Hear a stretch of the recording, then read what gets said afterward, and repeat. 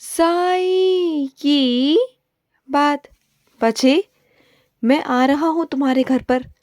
मैं आज तुम्हारे घर पर आऊँगा एक कन्या के रूप में, एक छोटी कन्या के रूप में, बहुत छोटी कन्या के रूप में। मैं आज तुम्हारे घर में आकर तुम्हें दर्शन देकर जाऊँगा, तुम्हें आशीर्वाद देकर जाऊँगा। और तुम्हारे घर में जैसे ही मेरा प्रवेश होगा ना, देखना चारों तरफ सकारात्मक ऊर्जा आ जाएगी। तुम्हें मेरी सुगंध आएगी, तुम्हें ऐसा महसूस होगा कि हाँ, बाबा प्रवेश कर चुके हैं, बाबा आ चुके हैं तुम्हारे घर पर। और मैं आऊँगा, मैं ज़रूर आऊँगा मेरे बच्चे। और जितना चाहूँ ना, मेरी सेवा करना कर लेना।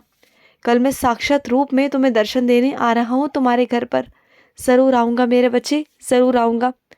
और सुनो, एक बात बताओ मुझे कि कोई किसी के पास क्यों जाता है? किसी इंसान का उस चीज़ पर विश्वास है या उस जगह पर विश्वास है तभी ना, वरना ऐसे कोई क्यों जाएगा मेरे बच्चे? कोई भी इंसान किसी के पास तभी जाता है जब उसे वहाँ पर विश्वास होता है, उस चीज़ पर विश्वास होता है। अब तुम मेरे मंदिर आते हो ना, तो तुम्हें अपने बाबा पर विश्वास है ना। तुम्हें पता है कि तुम्हारे बाबा तुम्हारा साथ अक्सर देते हैं, कभी तुम्हारा साथ नहीं छोड़ते। और इस विश्वास पर तुम मेरे पास आती हो।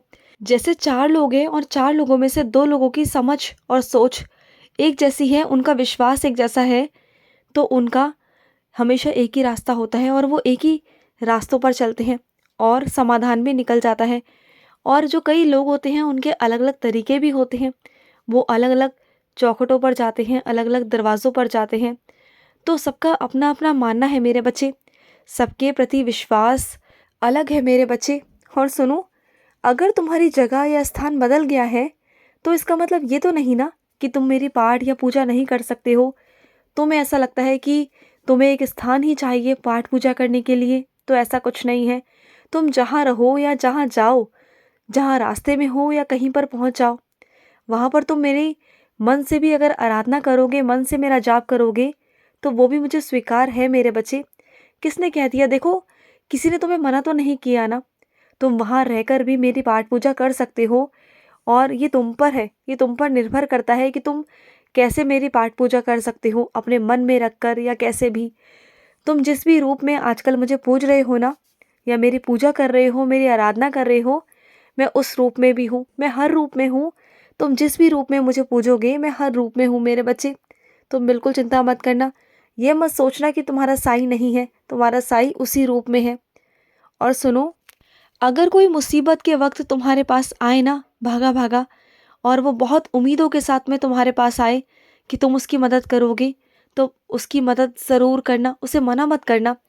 और अगर तुमसे मदद ना भी हो पाए ना, तो कुछ ऐसा उसका मार्गदर्शन करना कि वो कुछ उसे कर पाए, उन चीज़ों से बाहर निकल पाए। उसे बिल्कुल मुंह पर मना मत कर देना, ये सब चीज़ें मत करना। क्योंकि कोई भी इंसान अगर तुम्हारे पास आता है ना, तो वो भरोसे और उम्मीद पर आता है। तो उसकी निराशा का कारण मत बनना, बल्कि उसकी खुशी का कारण बनना, उसकी चेहरे की मुस्कान लाने की कोशिश करना। तुम्हें ऐसा लगता है ना कि पहले जैसे रिश्ते नहीं रहे हैं, बदल गए हैं। और चाहे वो सकारात्मक रूप में हो, चाहे वो नकारात्मक रूप में हो, तो विश्वास पर चीज़ें टिकती हैं मेरे बच्चे, वो उद्देश्य पर टिकती है। तो जो ये विश्वास है ना, विश्वास पर ही हर एक चीज़ होती है, हर एक चीज़। लेकिन तुम अगर ध्यान दोगे ना, तो शायद तुम्हें कई सवालों के जवाब मिल जाएंगे, कई सवालों की। क्योंकि नीयत जो होती है ना, जो समझ होती है, उस पर अगर तुम थोड़ी नज़र डालोगे, थोड़ा देखोगे ना, तब तुम्हें समझ में आएगा कि क्या था और क्या है। देखो, हर कुछ ऐसे ही नहीं होता, यूं ही नहीं होता। अगर कोई चीज़ें बदलती हैं तो उसमें वक्त लगता है मेरे बच्चे। लेकिन अगर कोई चीज़ अगर एकदम बदल रही है, सिर्फ एकदम, तो समझ जाओ कोई ना कोई बहुत गंभीर बात है, तभी वो बदल रही है मेरे बच्चे। वरना अचानक से कोई भी चीज़ इतनी जल्दी नहीं बदलती। और सुनो, तुम्हारे इर्द गिर्द ना बहुत चालाक लोग, बहुत बुद्धिमान लोग, शतरंज के खिलाड़ी कह सकते हो उन्हें, ऐसे लोग तुम्हारे आसपास रहते हैं। लेकिन तुम ना उनकी बातों पर ध्यान मत देना। तुम हमेशा शांत रहना, उनकी बातों का ना जवाब देना, ना जवाब देना ज़रूरी समझना। और ऐसे लोगों की परवाह करना बंद कर दो। और अगर ऐसे लोग तुम्हारे आसपास आए भी ना, तो समझ जाना कि उन्हें कोई तुम्हारी परवाह नहीं है। वो बस आते हैं तुम्हारे पास अपने किसी काम के लिए, मतलब के लिए। लेकिन तुम ऐसे लोगों को ना बिना लड़े जवाब दे सकते हो अपने कर्मों से। क्योंकि इतना अच्छा सोचो, अपना इतना अच्छा सोचो कि दूसरे का बुरा सोचने का तुम्हें वक्त ही ना मिले। दूसरों का बुरा सोचने से अच्छा है कि तुम अपना अच्छा सोचो, इतना अच्छा सोचो कि वो इंसान भी तुम्हारे पास आने को मजबूर हो जाए।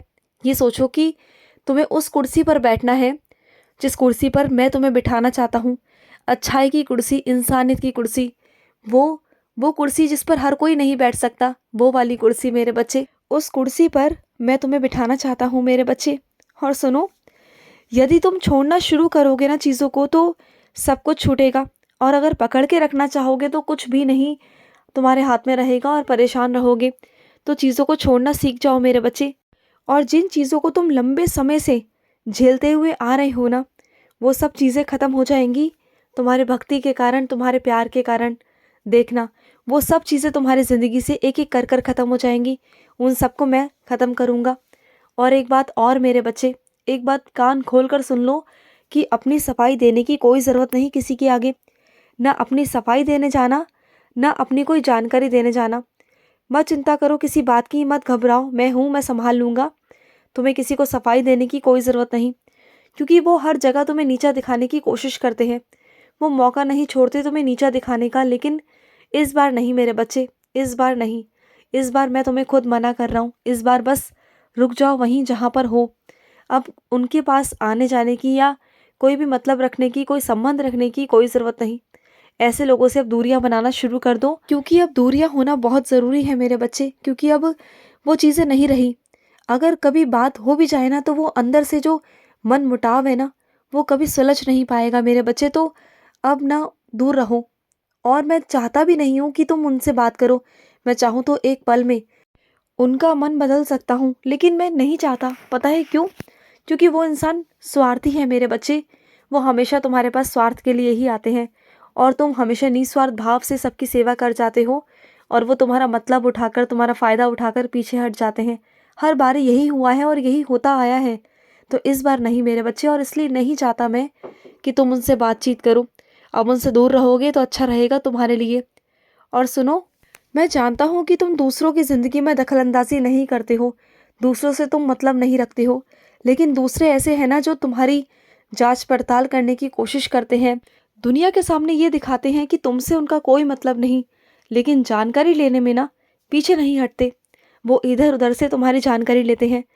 तुम मानो या मत मानो, उनके अंदर ईर्ष्या तो है तुम्हारे लिए, और बहुत भयंकर वाली ईर्ष्या है। तो मैं इसलिए हमेशा कहता हूँ कि समय समय पर अपनी हर हफ्ते में नज़र उतार लिया करो, क्योंकि उनकी गंदी नज़र हमेशा तुम पर और तुम्हारे परिवार पर रहती है, हमेशा। तो उनके लिए ना, उनसे बचने के लिए नज़र उतार लिया करो हर बारी मेरे बच्चे। और सुनो, 1000 बार मैं तुमसे एक ही बात कह चुका हूँ और आज भी कह रहा हूँ कि मैं तुम्हारे साथ था, मैं साथ हूँ। और कभी अगर ऐसा लगे ना कि तुम्हारा विश्वास डगमगा रहा है, तो उस दिन को याद करना जिस दिन तुम्हें मेरा एहसास हुआ था, जिस दिन तुम्हें मेरे साक्षात दर्शन हुए थे।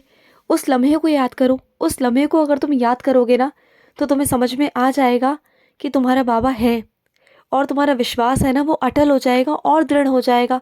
तुम देखना, उस वक्त मुझे याद करा करो, वो पल याद किया करो, तब तुम्हें सब कुछ याद आएगा।